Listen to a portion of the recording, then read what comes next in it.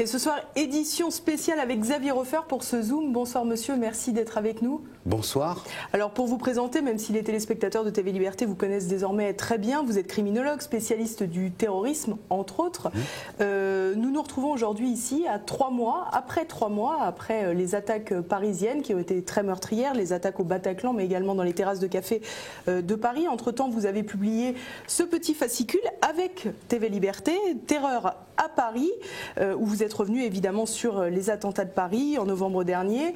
Vous avez fait un point également sur qui étaient nos ennemis, ces ennemis que le pouvoir a tellement de mal à décrire et à nommer.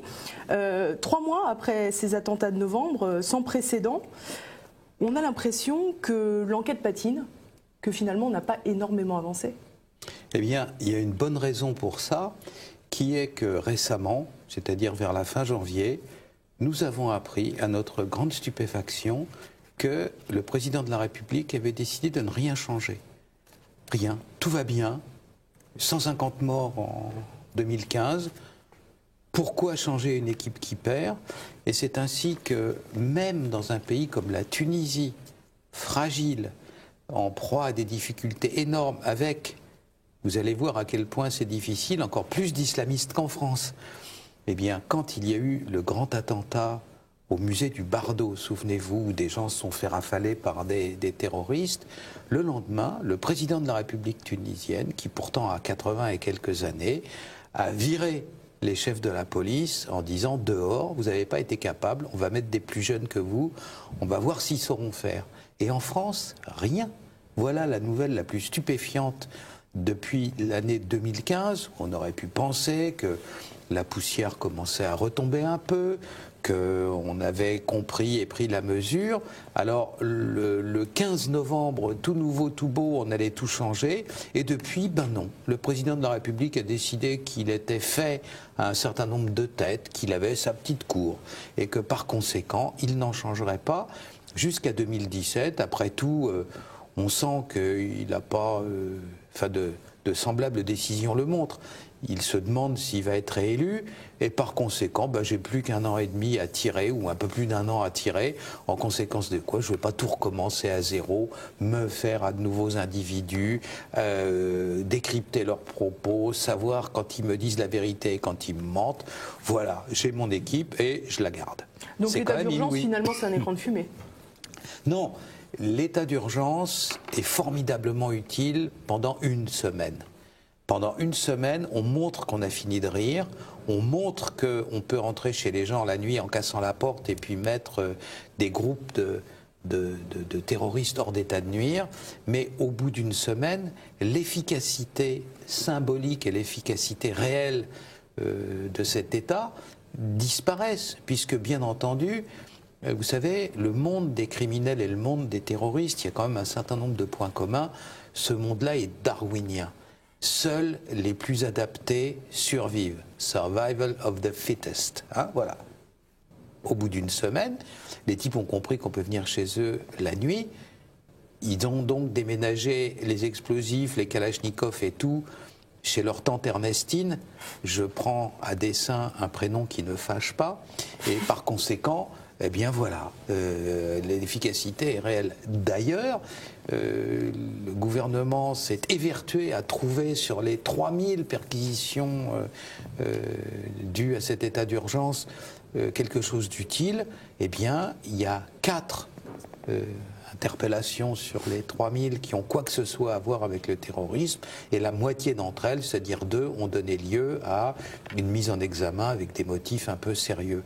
Le reste, on a demandé à la police de frapper et de frapper fort. Alors, les policiers ont pris les petites fiches qu'ils gardent au bureau avec les gens qu'ils aimeraient bien serrer, mais qui n'arrivent pas à arrêter parce que les droits de l'homme, parce que ceci, parce que cela. Et là, ils se sont régalés à envoyer en tôle ou en moins à casser la porte et à perquisitionner des gens qu'ils essayaient en vain d'arrêter depuis des années. Que ça fasse du bien aux policiers, que ça soit heureux pour leur état de nerfs, c'est certain. Ce que ça a à voir avec le terrorisme, c'est des bandits de droit commun qu'ils ont arrêtés. Ils ont arrêté le dealer du coin qui les narguait depuis 2 ou 3 ans. Et puis voilà, ça n'a rien à voir avec le terrorisme. Si on revient à cette enquête, on sait qu'il y a encore 5 terroristes qui sont en liberté. Alors, on aimerait qu'il n'y en ait pas plus. Je replace les choses dans leur cadre large. Personne en Europe, ni au niveau des mollusques de Bruxelles, c'est-à-dire les gens qui sont censés conduire la lutte antiterroriste au niveau de l'Europe et qui en réalité sont totalement tétanisés, paralysés, incapables de comprendre. Ce sont leurs propres directeurs qui parlent.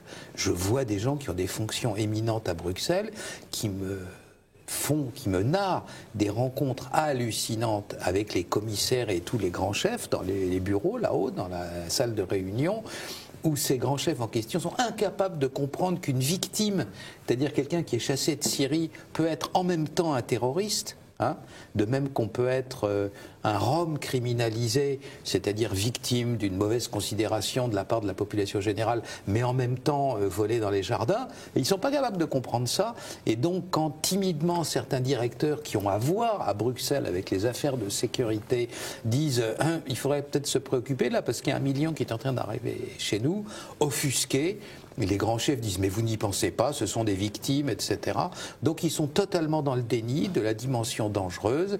Les Turcs, comme les Grecs, se foutent du monde en laissant passer tout le monde dans un cas comme dans un autre. Et tout ça arrive chez nous. Et n'oublions pas qu'encore en septembre 2015, l'État islamique... Alors il faut savoir une chose, préalablement. Je vous la livre parce qu'elle est utile pour décoder. Les islamistes dissimulent très bien mais mentent peu. C'est-à-dire que quand ils ont envie que vous ne sachiez pas quelque chose, vous ne le saurez jamais. Mais quand ils disent quelque chose, Dieu m'est témoin, comme ils disent, généralement... Bon, alors ils disent dans ce contexte-là, en gardant ça en tête, que pendant l'été, ils ont fait passer 4000 personnes dans l'Union européenne, qui sont potentiellement des terroristes, des gens gagnés à leur cause. C'est une vantardise. Si ça se trouve, il y en a 400 ou 300... ou 50, mais vous avez vu, le 13 novembre dernier, 10 acteurs directs et une vingtaine de comparses autour, une trentaine de personnes, vous avez vu, voilà, 120 morts. Alors, c'est grave que des gens aient pu rentrer. Pendant longtemps, nos gouvernants ont été dans le déni, mais comment osez-vous, mais quelle horreur, que ces malheureuses victimes. Voilà, tout le monde a du mal à assimiler l'idée qu'on peut être en même temps chassé de son pays et un terroriste, quoi. Donc c'est ça qui nous menace. Alors, d'abord ça. Deuxièmement, le fait que, s'agissant de l'Europe, il y a à l'heure actuelle un certain nombre de noyaux qui sont entrés en Europe et qui attendent le moment venu. Près de la France, me dit-on, sans doute dans des pays proches et un peu désorganisés. Vous savez, il y a des pays fédéraux, comme par exemple l'Allemagne ou la Belgique. À force d'être dans l'autonomie, eh bien, les nouvelles mettent longtemps à remonter au sommet. Alors dans ces pays-là, on n'est jamais très bien sûr que quand on a repéré quelque chose dans une petite ville de province, ça va remonter très vite à Berlin ou à Bruxelles.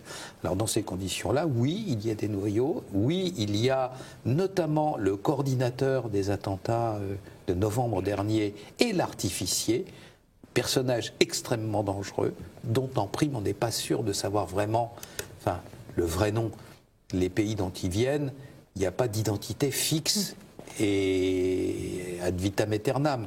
Vous avez votre nom depuis votre naissance et vous l'avez jusqu'à votre mort. Là, c'est un tel fils de machin. Donc à supposer, mais quand même, il a une identité, eh bien, l'identité en question n'est pas certifiée. On ne sait pas bien qui c'est. Alors voilà le danger qui pèse sur nous. Et pendant ce temps-là, le président de la République décide de rien changer. Tout va bien, je suis habitué à mes têtes, eh bien, je n'en change pas. Et pour renforcer encore cette menace, vous précisez par exemple qu'à la frontière grecque, où les migrants arrivent, on enregistre à peu près 10% des gens qui arrivent. Mais évidemment, pour une raison simple, il y a eu cette absurde réunion à Dublin où on a décidé d'un certain nombre de règles, on a fait une convention et là on a décidé que le premier qui les accueillait, il devait les enregistrer et les garder. Les Grecs, ils ont envie de garder 1 million de migrants comme moi d'attraper la peste, quoi. Donc ils ont laissent passer, quoi. Xavier Hofer, je voudrais revenir à l'enquête et au fonctionnement de nos services de renseignement et ainsi que de la police. Le gouvernement n'a pris aucune sanction contre ces responsables de nos services ou de notre police, considère donc qu'ils ont fait leur travail. Néanmoins, on apprend que dans l'affaire de Saint-Denis, Abaoud a été dénoncé par l'ami de sa cousine et que si cette dénonciation n'avait pas été faite par téléphone, eh bien, les attentats auraient été perpétrés, notamment à la Défense contre un centre commercial, contre un commissariat et contre une crèche. Alors, de ce que je sais, ça n'est pas vrai. que la jeune femme en question essaye de dire oui mais moi j'ai servi énormément et puis j'en ai tiré aucune espèce de bénéfice, ne serait-ce que médiatique, de se faire payer une interview ici ou là, c'est de bonne guerre. C'est pas comme ça que ça s'est passé. Au moins 2 services étrangers ont prévenu longtemps à l'avance, genre en août, du rôle important de Hasna Ait Al-Blassen, là la jeune femme qu'on finira par trouver morte à Saint-Denis, après avoir prétendu longtemps. Et vous vous souvenez des grands experts en terrorisme, oh là là, c'est la première femme kamikaze française, la pauvre était complètement paumée, on lui tirait dessus dans tous les sens, elle pleurait, je veux sortir, je veux sortir. C'est ce que dit son amie d'ailleurs, elle dit c'était pas une terroriste, c'est une droguée, elle a aidé son cousin, mais pas plus. Voilà, elle était amoureuse de lui, paraît-il. Dans ces cas-là, les femmes font des fois des choses un peu excessives, comme d'aider les terroristes. Et donc là, elle a fini par, quand un autre a fait sauter sa ceinture explosive, le plafond est tombé et l'a étouffé. Donc voilà la grande terroriste Hasna Ait Blassen dont on nous disait, c'est un développement grave, la première femme kamikaze française, la pauvre.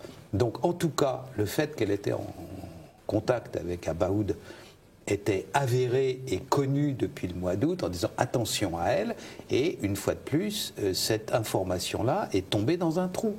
Alors il faut savoir une chose, préalablement, si vous ne comprenez pas ça, on n'a rien compris. Abaoud, c'est une star du djihad. Depuis au moins 2 ans, chaque fois qu'un individu est arrêté au retour de Syrie ou d'Irak, chaque fois que quelqu'un veut y partir, chaque fois que cet individu-là qui est fasciné par l'État islamique ou qui revient de son pseudo-califat arrive devant un flic ou devant un magistrat, il entend parler, le policier et le magistrat entendent parler d'Abaoud. Abaoud, c'est le loup blanc. Voilà, il est connu comme tout. Il est sur les vidéos de l'État islamique, il est sur le journal là qui s'appelle Darbik. Il est partout et donc on le connaît, il est avec le Coran à la main pour montrer que c'est un homme pieux, etc. C'est le héros. Et c'est cet homme-là que, ratant la connexion avec Hasna Ait Blassen, on va laisser se promener partout en Europe pendant 6 mois. On le repère à Léros, sur l'île grecque, à partir de laquelle on voit pratiquement avec des jumelles la côte turque, quoi. C'est à 15 km, on monte sur une colline, on voit en bas. On le voit en Grèce, après ça on le voit dans les Balkans, il est repéré en Hongrie, il est repéré en Autriche, on le voit en Allemagne, on le voit en Belgique, Abaoud pendant toute la plus grande partie, en Angleterre, il va jusqu'à Birmingham. Pendant toute l'année 2015, Abaoud, il court le furet, quoi. Il est partout en Europe, il se promène partout. Ce type-là est mortellement dangereux. Il a annoncé son intention de passer à l'acte. Eh ben, il se promène partout et nul ne le voit. Et même, vous savez qu'à l'heure actuelle, la chamaillerie a repris entre services de renseignement et certains ricanent en disant 2 jours avant les attentats du 13 novembre, le renseignement intérieur français a annoncé qu'il était à Raqqa, qu'il n'y avait aucun risque, etc. Vous voyez à quel point la maison est bien tenue quand même. Voilà ce qui se passe. Donc Abaoud, connu comme le loup blanc, se promenant à peu près partout comme il veut, un des frères Abdeslam qui va acheter des détonateurs dans le Val d'Oise, qui se présente en disant bonjour monsieur, alors voilà je veux déterrer des souches, etc. Vous avez, mais bien entendu monsieur, des détonateurs, combien vous en faut-il? Ils me disent, ils sont efficaces au moins. Ah monsieur, je vous les recommande. Et il peut faire ça sur le territoire français. Ce type est fiché 20 fois, son bistrot à Bruxelles, à Molenbeek, est connu pour être un repère d'islamistes, et tout ça va très bien et personne ne repère rien. C'est ça le contexte. Le contexte est celui d'un échec à peu près tragique en matière de protection du territoire. Donc est-ce qu'on peut penser que l'attentat à la Défense n'a pas été réalisé par un coup de bol, un coup de chance? Mais toujours, ça dans les enquêtes, vous savez, on est dans la glorieuse incertitude, hein, on parle du brouillard de la guerre. Clausewitz parlait du brouillard de la guerre. Il y a pire que le brouillard de la guerre, c'est le brouillard du terrorisme. C'est des amateurs, c'est des branquignoles la moitié du temps, ils devraient faire ceci, ils font cela. On n'a pas affaire à une division, c'est pas un régiment parachutiste, hein, c'est des gens qui font du mieux qu'ils peuvent, ils se cachent dans les buissons, ils font des trucs un peu comme ça, un peu bizarres, et donc et effectivement, ce côté bricolé, mais de tout attentat terroriste, il joue à la fois pour les terroristes parce qu'ils ont des comportements qui parfois peuvent nous sembler illogiques, mais ils jouent aussi pour les forces de l'ordre, parce qu'il y a toujours un cousin qui va raconter des trucs, ou la bonne amie qui va se vanter, qui va parler sur son téléphone. Donc c'est pas étrange qu'il y ait eu cette affaire-là. Mais non seulement les individus en question étaient décidés à agir, mais ils le sont toujours. Nous le savons. Les services français savent qu'à l'heure actuelle, la menace est sérieuse. Si vous permettez, je voudrais ajouter quelque chose. Ce qui a, à court terme, l'impéritie, en disant bah zut, on a raté truc et machin. Mais le plus grave, c'est qu'on a raté le virage de l'État islamique en Syrie et en Irak.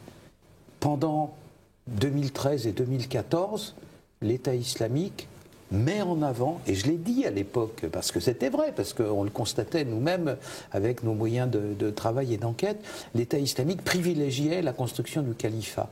Donc il accordait toute son attention aux guerriers qui venaient sur place en Syrie et en Irak combattre. Et puis à un moment donné, ça change. C'est-à-dire que les coups, et notamment les bombardements russes, si vous saviez ce qui se passe à l'heure actuelle, notamment dans le nord de la Syrie, les islamistes, j'arrive pas à trouver ça triste, subissent Stalingrad. L'artillerie lourde russe et les bombardements russes les écrasent sous les bombes. C'est très grave. Je veux dire, ils sont en train d'être écrasés là, à l'heure actuelle, militairement. Hein. Donc, à partir du moment où le verrou se referme, jour après jour, la frontière turque accessible aux gens de l'État islamique pour passer d'un côté à l'autre, elle se referme. Ils contrôlaient 250 km de frontières encore à la fin de l'année 2015, c'est plus que 40 km. À un moment donné, la frontière va se fermer. Non pas de la volonté des Turcs qui font tout pour regarder de l'autre côté, mais du fait que militairement, la zone frontière est en train d'être reconquise. Et j'insiste bien, en écrasant les islamistes sous les bombes. Ce que font l'artillerie lourde et l'aviation de Poutine sur le plan de la lutte antiterroriste, ça c'est du boulot. Voilà, ils ne mollissent pas et ils frappent très dur. Donc là, à l'heure actuelle, ils commencent à se sentir coincés, et les milices chiites irakiennes qui remontent du sud et les Kurdes qui descendent du nord, ça commence à ressembler à une tenaille. Alors, comme toujours en pareil cas, en plus c'est pas une nouveauté, eh bien brutalement, il y a une mutation, on passe du petit djihad local au grand djihad mondial. Et là, on commence à frapper à l'étranger. On frappe la France, on frappe à Istanbul, on frappe en Indonésie, on frappe partout où on peut, de manière à desserrer l'étreinte. Et c'est ça qui n'a pas été vu en France. Ça n'a pas été vu. Donc, à un moment donné, encore au début de l'année 2015, il y avait des initiatives locales. Charlie, c'est une initiative locale. Et après ça, au cours de l'année, les bombardements commencent à faire très mal. Le nombre de morts islamistes, j'entends, s'accroît de jour en jour. Je ne peux pas donner toutes mes sources à ce sujet, mais il y a des listes, hein, on les voit mourir sous les bombardements quand même à l'heure actuelle.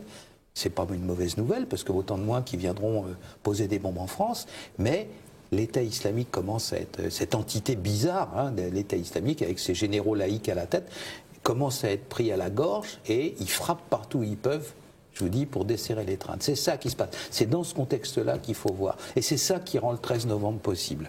On va leur montrer. Parce que le 13 novembre, ce n'est pas une initiative locale à la Kouachi, ça vient de l'État islamique. Alors justement, on a l'impression que ce que vous nous expliquez, c'est que comme ils sont enserrés sur le terrain, il y a de plus en plus d'attentats en Europe. Mais finalement, est-ce que ce sont des combattants qu'ils nous envoient depuis la Syrie, depuis les rangs de l'État islamique, ou au contraire, est-ce que c'est leur propagande qui est totalement renforcée pour réussir à radicaliser encore plus rapidement les pseudo-criminels hybrides, terroristes hybrides qu'on a sur place? Oui, c'est-à-dire qu'aujourd'hui, ce qui se passe, c'est que l'impulsion de la guerre, notamment en Europe, notamment la guerre faite aux pays qui bombardent à l'heure actuelle la Syrie et l'Irak, c'est une impulsion centrale. Ça vient du centre de commandement de l'État islamique. C'est plus des initiatives locales comme en 2014 et début 2015 encore, qui après ça sont sanctionnées et sont approuvées et sont revendiquées par l'État islamique, c'est ils nous font ça, et bien ils vont payer. Vous avez qu'à lire leur revue, Dabik et puis Darul Islam, Ils le disent clairement, quoi. Vous nous bombardez, on va vous tuer les gens chez vous. Voilà. Là, c'est à l'heure actuelle une réponse du berger à la bergère, clairement. Mais ça, maintenant, c'est une impulsion centrale. Il y a des gens, il y a un comité quelque part dans une cave ou Dieu sait trop où, entre le nord de l'Irak et le nord de la Syrie, qui dit allez frapper les mécréants et les infidèles en France. Ça, c'est le cas maintenant, on le sait. Et même, je l'ai dit, et c'est effrayant, mais je ne peux que le répéter parce que c'est vrai, il y a des femmes et des enfants terroristes. Ils entraînent des gamins de 10 ans, ceux qu'on endurcit en leur faisant mettre des balles dans la tête, vous savez, sur les vidéos de propagande, ils en endurcissent quelques-uns à passer en Europe. Et qui contrôle un enfant de 10 ans avec un sac à dos dans un centre commercial? C'est ça qui prépare à l'heure actuelle. On le sait, c'est pas une hypothèse, et si un jour, il y a des informations qui viennent du terrain qui montrent qu'on le sait. Donc, ils sont en train de souffrir, et ils veulent nous faire souffrir à un point tel que nous desserrions l'étreinte. Alors bien entendu, comme le gros des bombardements sont faits par la Russie et que Poutine n'est pas forcément quelqu'un d'une grande tendresse personnelle, ça va continuer et ils vont continuer à souffrir. D'où le fait d'essayer de mettre un état-major bis en Libye et les bombardements partout, à Istanbul, à Paris, pour essayer de desserrer l'étreinte. Où on a le sentiment, on a difficulté peut-être même à être d'accord avec vous, c'est sur l'idée que vous donnez le sentiment que les autorités françaises restent un peu indifférentes ou ne réagissent pas véritablement. Or, il y a quand même beaucoup de décisions qui ont été prises. Il y a l'état d'urgence, il y a les bombardements en Syrie, il y a le renforcement des moyens de l'armée française et du recrutement. Il y a même symboliquement la déchéance de la nationalité. On ne peut pas dire qu'il reste indolent, que les autorités restent indolentes. Ben oui, vous venez de dire le terme qu'il fallait. Tout ça est symbolique, tout ça est de l'ordre du réactif, c'est-à-dire qu'on réagit à des choses qui se sont déjà produites. C'est plus comme ça, ça n'est pas comme ça qu'on fait en 2015 ou en 2016.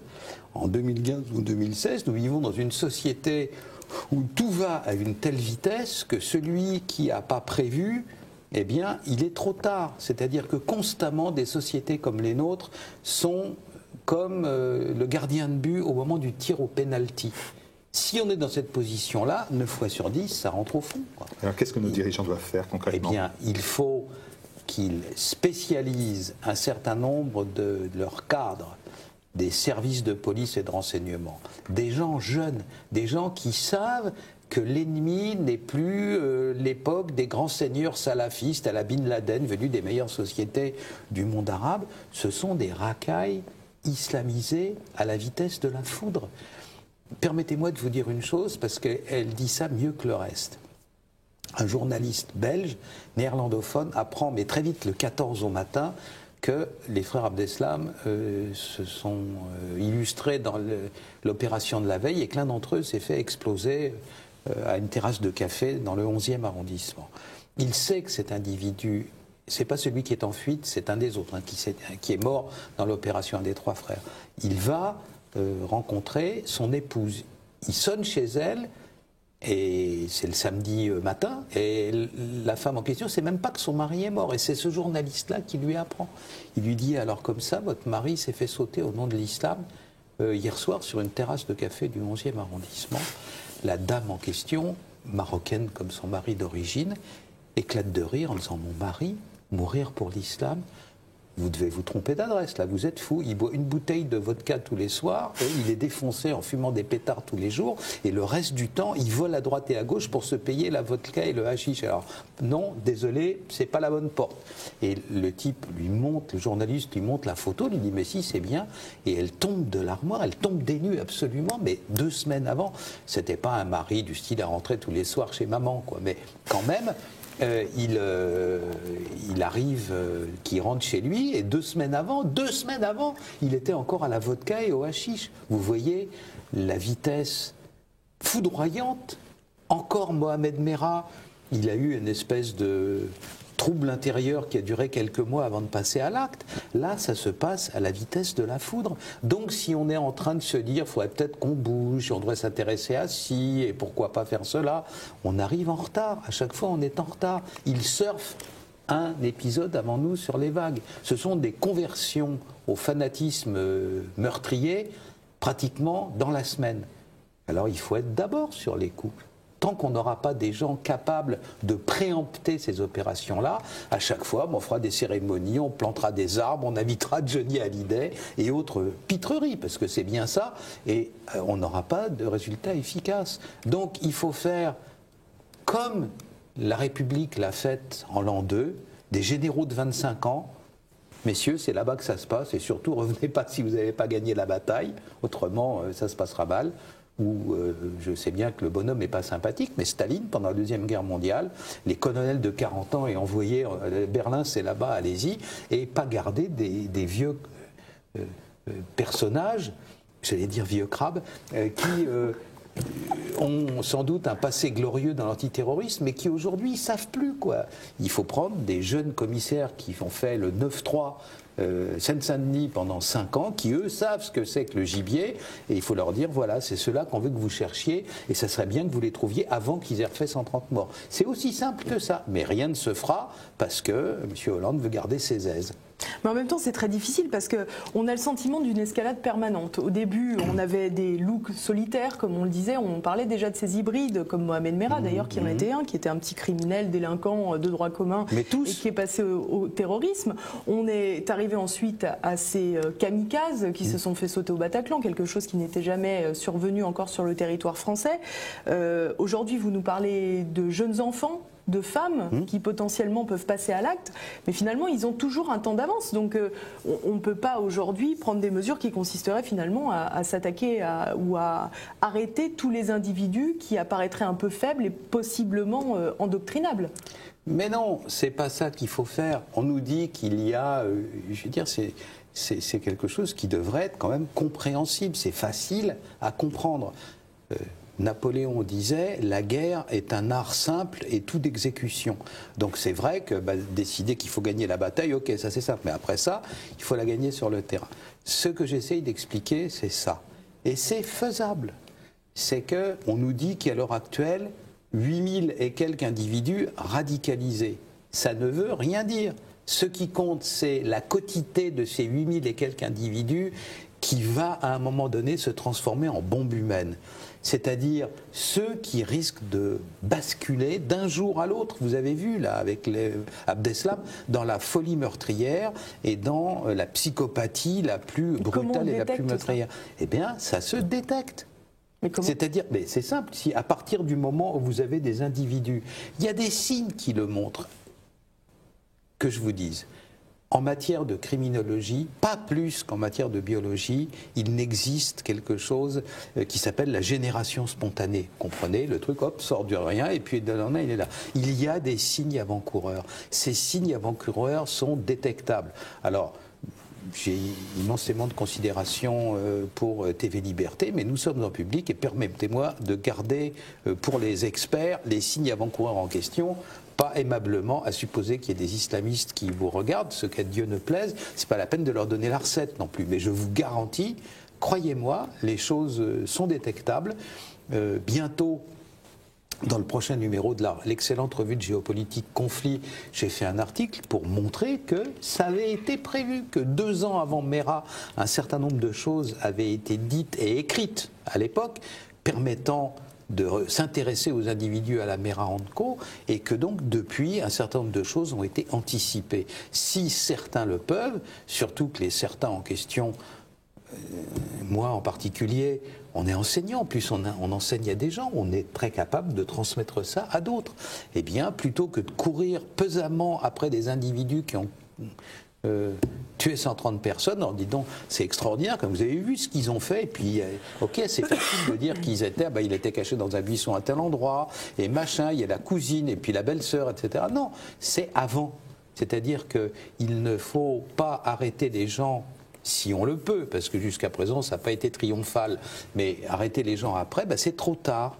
La France mérite mieux que d'avoir des gens qui viennent a posteriori à la télé raconter que ils ont raté les gens, et puis deuxièmement, après ça, voilà ce qu'ils ont fait jour après jour par la suite. C'est pas ça qu'on leur demande. Dans les signes avant-coureurs, on a eu le sentiment que les autorités craignaient véritablement des actes terroristes, à la fois dans les cars, dans les trains. On l'a vu pour le Thalys, on a vu pour la gare de Munich qui avait été évacuée très rapidement avec une menace terroriste. Est-ce que cette menace-là, elle reste présente ou c'est encore une erreur, où il y a des signes avant-coureurs? Oui, dans les réseaux de transport, dans les centres commerciaux notamment. Il ne peut pas rentrer dans les détails, mais disons que quelque chose qui ressemble fort à des repérages ont été faits. Donc quand on fait des repérages, c'est qu'on a des intentions funestes. Là, oui. Et il semblerait également que les terroristes aient l'intention de frapper, ou du moins aient frappé pour le moment systématiquement tous les 3 mois. Alors, c'est du jus de crâne. On n'a pas une instruction de l'État islamique qui aurait été interceptée pour ces noyaux en Europe, disant les enfants c'est tous les trimestres. C'est pas comme ça que ça se passe. Mais ce qui a changé, c'est ça.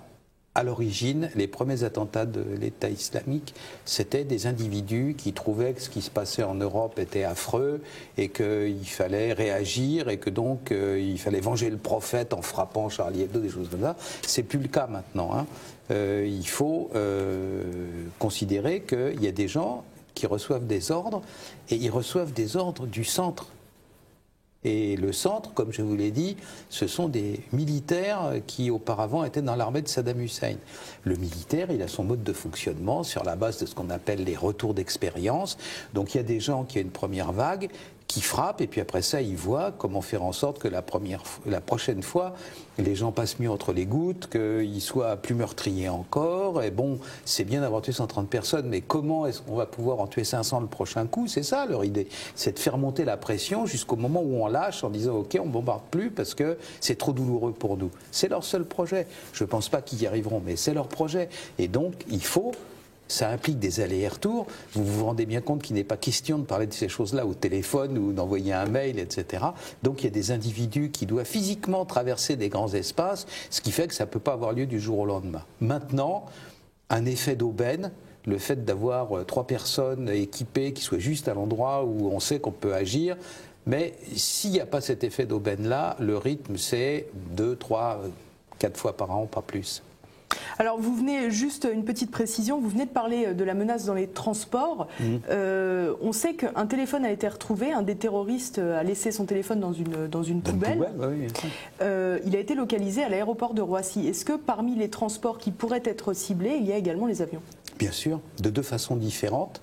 Il y a maintenant des pilotes dissidents ou fugitifs ou transfuges de l'armée de l'air syrienne qui sont passés à l'État islamique, des sunnites, hein, et les gens en question sont tout à fait en mesure, eux, de piloter un avion sans avoir à prendre des cours de pilotage, et donc on n'écarte pas l'idée, la possibilité d'un attentat aérien à la 11 septembre, des gens prenant le contrôle d'un avion et essayant de le précipiter après ça ici ou là, ou alors, comme on l'a vu dans le Sinaï avant Noël, le fait de pouvoir introduire une bombe à l'intérieur d'un avion et l'avion explose à une certaine altitude avec un détonateur barométrique ou quelque chose comme ça.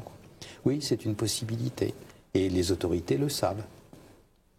Est-ce qu'il y a une petite dernière question? Il y a un petit courant de pensée qui indique que si finalement la France ne participait pas au bombardement en Syrie, on serait protégé de cette menace sur le sol national.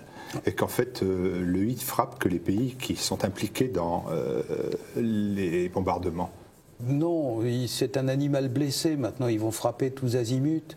Et le fait d'être au premier rang de la coalition ou au dernier, il ne faut pas envoyer de signaux de faiblesse. Il faudrait au contraire en faire beaucoup plus là-bas. Souvenez-vous, il y a des précédents en matière de terrorisme, on ne tombe pas du ciel, quoi. Il y a des précédents. Souvenez-vous ce qui s'est passé en 83 quand au Liban, le Hezbollah a frappé d'abord l'ambassade des États-Unis et puis après ça, le bâtiment Drakkar, des Marines, c'est des parachutistes français où il y a eu 200 ou 300 morts. On est parti la queue entre les jambes du Liban à ce moment-là. Qu'est-ce qui s'est produit? Même pas 3 ans après, ils posaient des bombes dans les rues de Paris. Ce sont des âmes simples. Quand vous reculez, ils avancent, quoi. Donc il ne faut surtout pas reculer. Et à mon avis, alors heureusement, je n'ai pas toujours dit des choses aussi agréables pour la République islamique d'Iran, mais j'ai l'impression qu'ils envoient en ce moment sur le terrain en Syrie des milices chiites venues d'Afghanistan qui ne sont pas forcément composés de poètes, et je crois qu'ils vont faire le travail de terrain sans aucune espèce de douceur particulière. Mais c'est une bonne chose, parce que, une fois de plus, arrêtons d'avoir de la considération morale pour des chiens enragés comme ça. Tous ceux qui tuent là-bas, ils ne viendront pas poser de bombes ni assassiner des gens dans des cinémas à Paris. Voilà, Est-ce qu'on peut faire confiance à François Hollande pour agir? Après tout, il subit le terrorisme comme la Russie, comme la Turquie, comme les États-Unis, comme la Grande-Bretagne, comme l'Espagne, comme la Tunisie, comme les Philippines. Mais il n'a pas le choix, quoi. Il n'a pas le choix. Il a pris une posture. Maintenant, il est obligé d'aller dans le sens en question. Qu'est-ce que vous voulez qu'il fasse? Qui disent finalement non, pousse, on s'arrête, on rentre à la maison et tout. C'est pas comme ça que ça se passe. Il y a à l'heure actuelle des opérations qui sont en route et vous savez, le gouvernement qu'on a, il est un peu tétanisé. Donc, ce qu'il a lancé, il ne voit pas bien comment l'arrêter. Ce qu'il n'a pas fait, il ne voit pas bien comment l'entreprendre.